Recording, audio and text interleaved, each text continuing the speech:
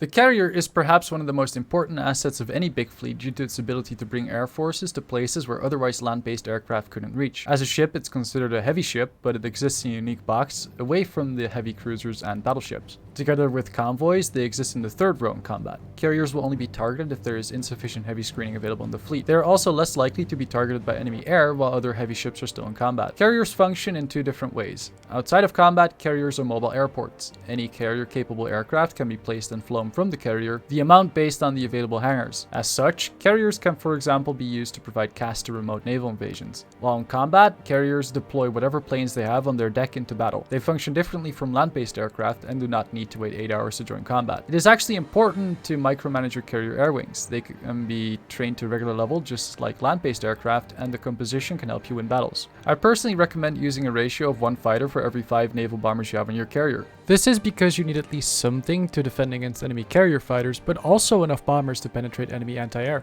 I also strongly recommend swapping out any carrier CAS for carrier naval bombers prior to engaging enemy fleets, as it's easily done and considerably increases the damage output of your carrier air wings. That being said, the template for a carrier is relatively simple. Armored decks are simply a waste, as there's no amount of armor they'll ever provide that will withstand the heavy attack of other heavy ships. Simply put, if your heavy screens are dead, your carriers are likely gone too. The design philosophy is to stack as many hangars on it as possible. Your level of engine should be tailored to the overall speed of your fleet, because carriers are typically faster than its battleship escorts. Radar is completely unnecessary, and whether or not you want to use secondaries for extra light attack is completely up to you. It's not a waste as it puts out enough damage to hit destroyers, but ultimately it's completely unnecessary to put them on. If this video was helpful, feel free to subscribe and leave a thumbs up, and if you didn't like it, make sure to let me know in the comments below. Thank you for watching, and as always, have a good day.